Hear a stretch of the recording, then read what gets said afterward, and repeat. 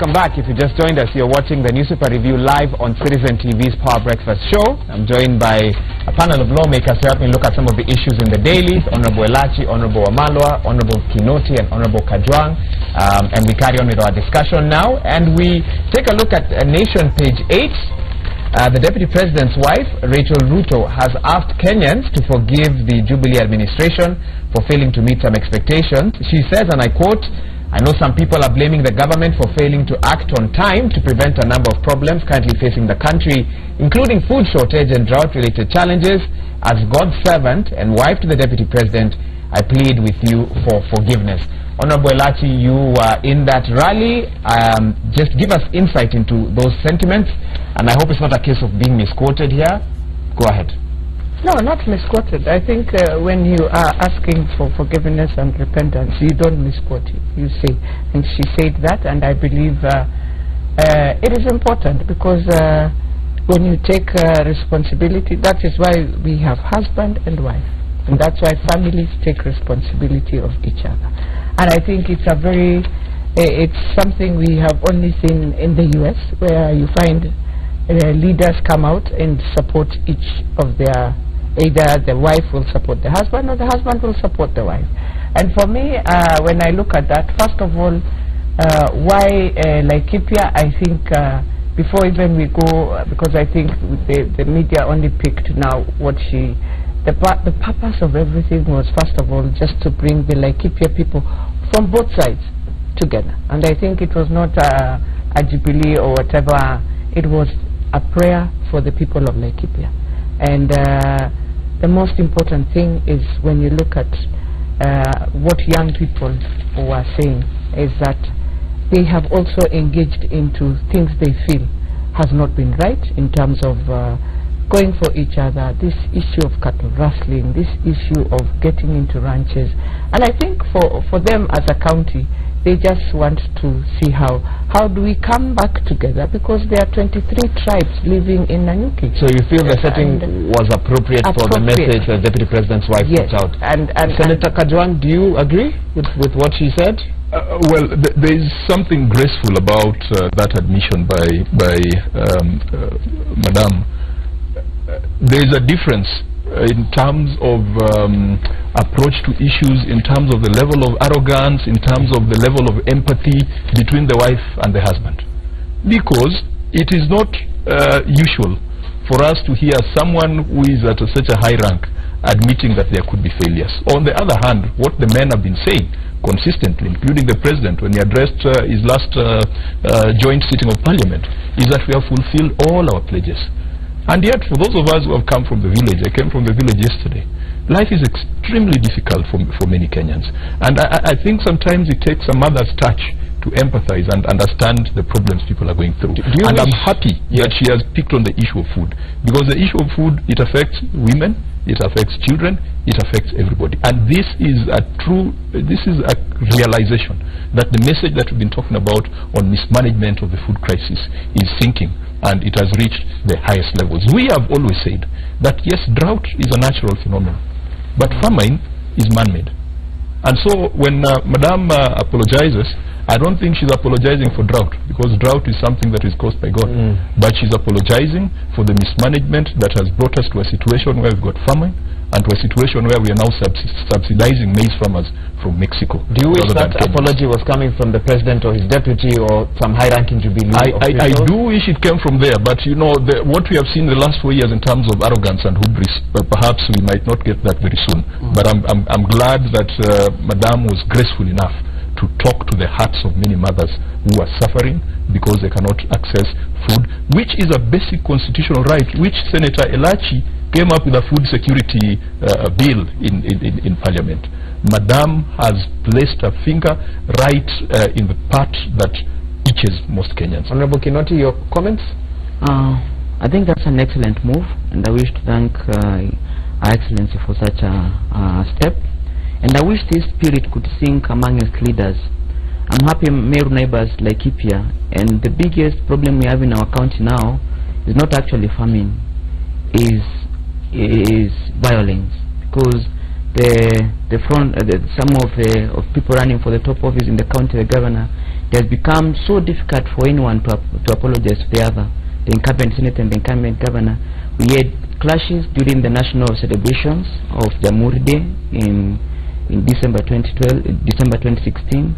It happened again on 1st of July on Madaraka Day. It happened again over the weekend. It has now become a cycle of violence. So I wish this spirit of reconciliation, of love can sink amongst our leaders, and most importantly, humility. Because it's very shameful when our neighboring county of Meru, which neighbors like Laikipia, that is trying to reconcile. In Meru, you see some cases like last week during a convoy of one of the politicians.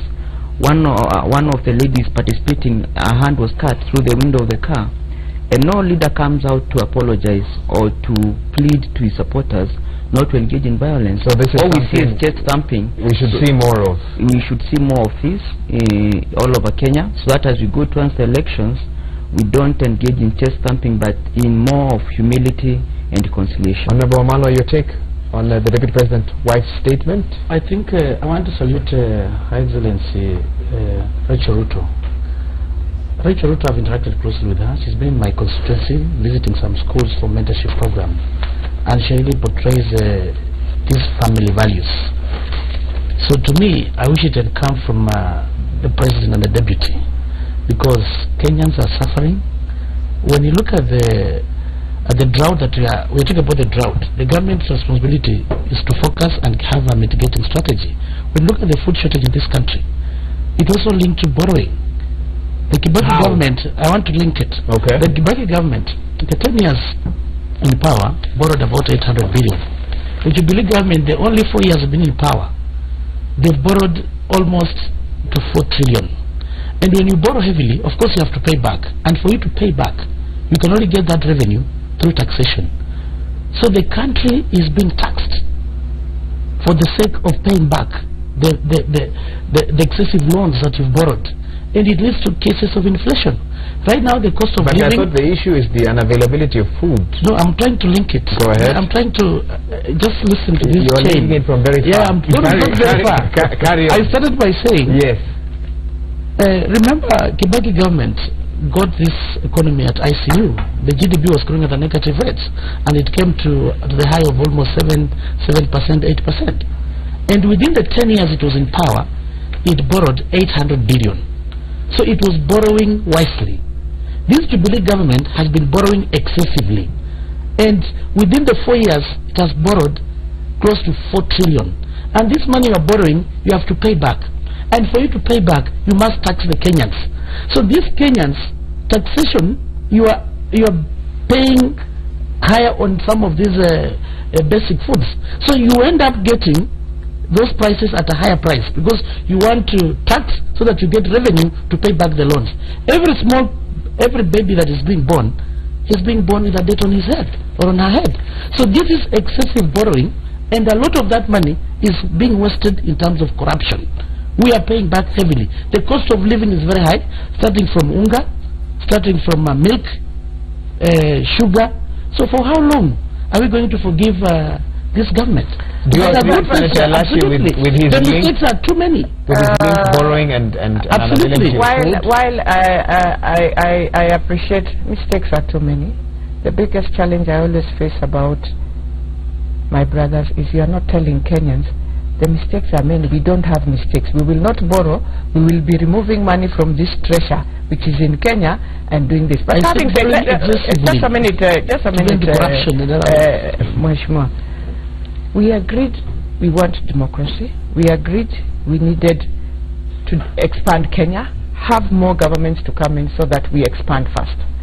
We agreed now money has to go back to the counties, and with the new dispensation you cannot collect revenue the way Kibaki collected revenue by himself, and then he will be able to say, I will take this revenue here. So you have decided local revenue is local revenue for my county, for example Nairobi. So Uhuru, you cannot touch any local billions of revenue, 40 billion of Nairobi, that is ours, and you must give us. But then we also forget that we want to expand, which is good, and we must. We have a middle class right now, for example, that is within a bracket, let us say 40% of our country. They are the ones who are now paying the heavy tax we are talking about. We can say roughly, without looking beyond or less, that is the tax bracket that we have. But then we are saying, if you are able to expand, to do your infrastructure, to bring in the industries, you expand your middle base that can get employment and move, so that those young people who are coming from campus are able to get jobs, and you move your middle bracket so that you reduce the tax that he's talking about, that one is born, you reduce it to even 20,000 per person, because there is no country in this world that does not have a borrowing. There is no country in this world. And even if NASA wants to be honest to them, and that is why I will go back to what Mheshimiwa Kinoti said. We want the opposition to tell us with issues that are tangible, so that you convince me, even who is in the other side. Let me just finish. Let me just finish. That you are saying this is wrong, but we have a better alternative of this, which, when he talks about UNGA, and I remember very well, during the Kibaki's time and the Prime Minister's time, we bought UNGA at 180. They have never told us why that time. Don't say it is facts, and I believe it has been there. We bought it at 180, and that was 70 clear in this country at that time, and it is a fact, and it is documented. So for me, all I would wish, because we are in a dispensation where you have to prove to us you have the right to come in and take power and not take us back to dark days, because where Uhuru has put us now is not dark days. He has shown us you can transform a country and beyond. Before Senator Kajwang responds to that, I want you to respond to something here. You said that not the blame necessarily, but the responsibility is now on the counties. On the front page of the Standard, counties, page 6, are crying. They are facing cash crisis over deadlock. Is this not counterproductive to the development that the counties are supposed to be working on? That shows how bad we are doing in terms of the local revenue. For example, why should Nairobi be in a cash crisis? Yes, so you have revenue all over you to collect, not less than 30 billion. That one is not something we are keeping up, or we are talking about, or we are trying to propaganda about. It is in the books of the controller of budget. Your local revenue, you are able to get this.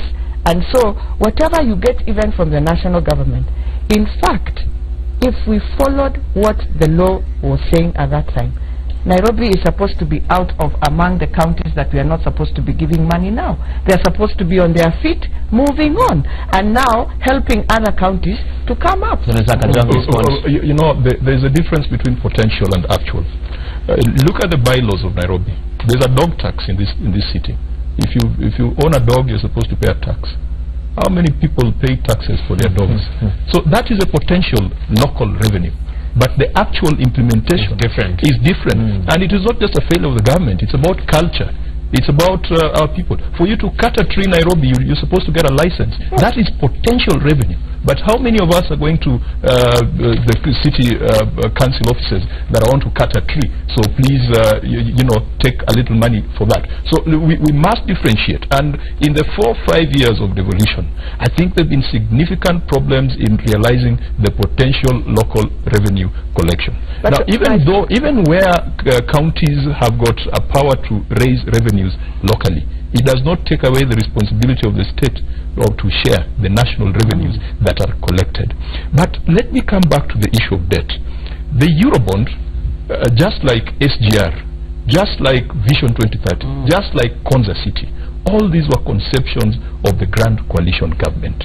And I do not argue that a country can aspire or a country can develop without debt. It's just like an individual. If you want to buy a house, you either take a mortgage or you go and work at NYS and grab some cash and buy your house in cash. But most of us who are nice, honest people will end up with a mortgage. That is a loan.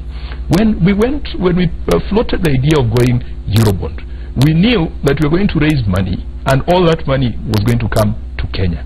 To date, there are still doubts in the minds of many people, including the senator for Homa Bay, including many other leaders, that $100 billion of that money probably did not come to Kenya. And the only reason, the only way for us to satisfy ourselves is by the Auditor General being allowed to get to the root of it. So it's not about taking debt, but it is about managing debt. And then it's also about, when you take debt, what do you use it on? As at the household level, if your children are starving, and then you go and take a debt to buy a car that looks like the neighbors, then something is wrong with you. You probably ought to take that debt and buy some land and put up a few structures that then will provide an income. Look at what we've done with SGR. And we've taken close to 300 billion shillings for the SGR, or even more. And so and at almost 500. Yes, and we feel we could have done more with less, or we could have done whatever we have done with much less. So it's about management of the debt, but not taking the debt per se. On Sunday, NASA launched their manifesto. What is their plan on how they'll raise funding to fuel their programs, their plans, should they win on August 8th? Of course, we are not ruling out debt completely. But there's also the issue of sustainability. What is our current debt to GDP ratio? It's about 52%. But one piece of news that escaped many people is that now Ethiopia has overtaken Kenya as the region's largest economy. Tanzania is breathing down our back because Tanzania has been growing at an average rate of 7%. Rwanda has been growing at an average of 7%.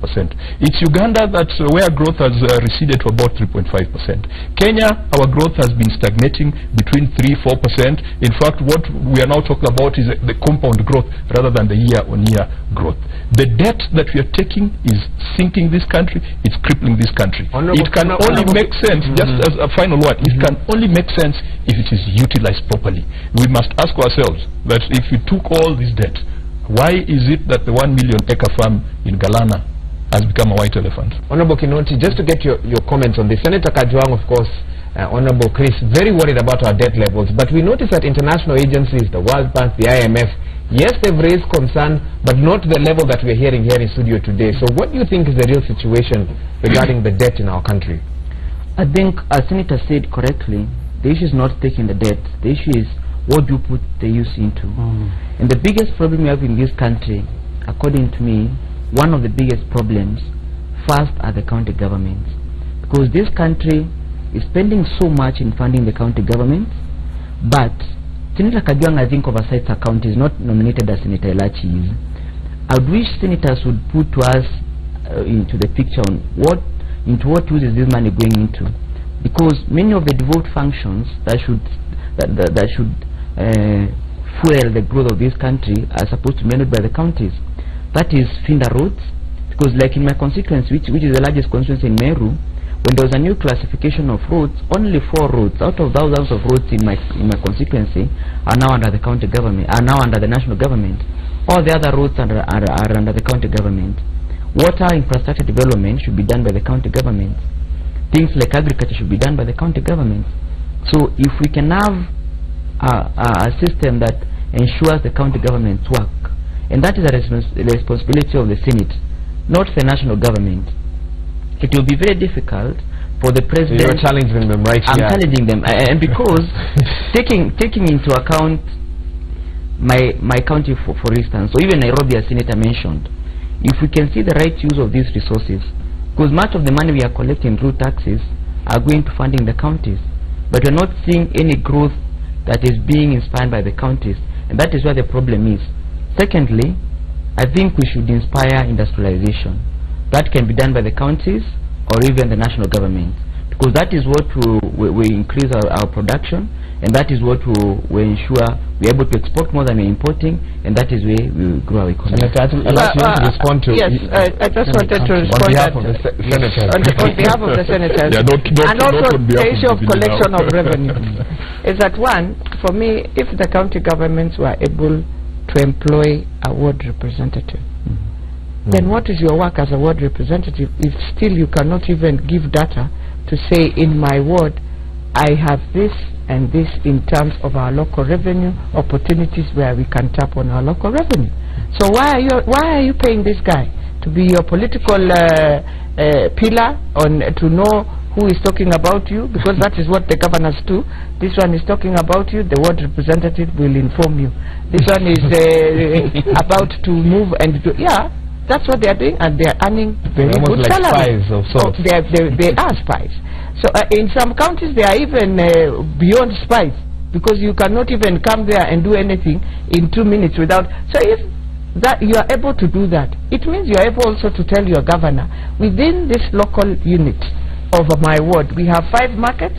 These are the days, and the governor knows that anyway, but this is the local revenue, and these are the new frontiers of the revenue that we can collect. But having said that, let us look at Ethiopia now. You know, in Kenya, we like giving examples to countries that we cannot match ourselves with. Number one, Ethiopia is run in a country where I know Ethiopians look at Kenya and wonder, is Kenya in Europe or where? In terms of their freedoms and their associations and their democracies. Because in Ethiopia, everything is government. Government. No private sector. If you run anything, shares must enter into government. Even when you go there as a business person, the government must have shares within your thing. So, the way the government of Ethiopia runs its economy, its business, its infrastructure is so different the way we run. Today, we have given KQ, it's private, but when we have issues, we come in as government to bail it out and help. Ethiopian Airline is purely government. It run by government, maintained by government, watched by government. Now, in such economies, you remember the days you used to have that in Kenya, that when it comes now crumbling down after the leadership changes, it becomes a big issue. Now, the good thing for Kenya, with all the challenges we face, we have to appreciate we have a private sector, and we are trying to say it is not everything that government does. And I think on this thing of agriculture, we must ask ourselves the root cause of the problem. Because what is really, the root cause of the problem? You can't tell a young person, go into the farm, do farming, when he realizes, oh, my parents have been doing this farming for I don't know how many years. For me, I want quick. What is quick for me? That is the generation we are facing. That's why a young man would rather, or a young girl, have a border, have a border back home. When you go, ask us. Even if you ask me today, how many acres do I have? I have maybe 20. Have I taken responsibility of having it plowed? And maybe only 4 acres, maybe only 5. And I know many of our middle class people are the same, because you are in the city, you are working, you will buy, and therefore the land there is there. I mean, we must get back even as legislators and remember what we wanted to do with our constitution, that time has come. If you have land, you are not using that land, then be taxed. So that we go back into agriculture and be serious that if we need food security, then we cannot just say government. We must also look at how we have huge lands that are just at home. People are not, I mean, when you go to Western, the same. Some of us have said we don't want the maize, so you put in the sugar cane. How many years does it take? 2-3 years? So where will you get the maize if we are consuming 3 million bags in a month? Let me allow Honorable Amalo a short comment, because we actually need to take a break. Yeah. You know, you cut me short. I was still commenting on the good work that Rachel Ruto had done, but that is gone. On the issue of counties facing crisis, this is something very critical, and this is on the line of the division of revenue, because really the division of revenue, it divides the revenue vertically, and right now we are worried the counties might not operate because the division of revenue as we speak collapsed. They've introduced a new one, and the way things are, in the parliament we are actually adjourning on Friday, on Thursday. I'm a worried person, because if we're not going to pass the division of revenue bill before we are going to have a problem with the counties, and I think it's the highest time that the Senate, as we speak right now, I think the Senate are not in session. They're out. They've been. We are resuming today. Yeah. So we should put our heads together so that we pass this bill. If we're not going to pass it, I'm worried we're going to have a problem. Shutdown, yeah, absolutely. And there's no way you can expect the counties to have their budgets, and yet they don't know how much they're going to get. I think there's also something that we need to legislate, because you know, there was a mediation committee you know, there was a difference between the National Assembly and the Senate. They went to the mediation, the bill collapsed. Yes. And there was not, we didn't have any provision in the law. I think we need to amend the law so that we see, in case of a failure in terms of the mediation, what next? We're having a big crisis. I'm worried, but the good thing is we are still members of Parliament up to the date of elections. And it is good that the two speakers must come together so that we'll be able to know, even if it means recalling the House on the special session, so that we'll be able to clear this division of revenue as quick as possible. And I'm humbly requesting our colleagues from the Senate, this is the highest time we should put our differences aside and be able to see how we're going to sort out this issue of the division of revenue so that the counties can be able to operate. And as NASA, we've made it very clear that when we take power, we're going to ensure 45% of the national revenue has to go to the counties. The Jubilee government has not been committed at all when it comes to matters of devolution. But you know, I think at some point I was going to say I just said that because of political. We take a short break. We'll be right back. Talk about more issues. You're watching the Power Breakfast Show on Citizen TV.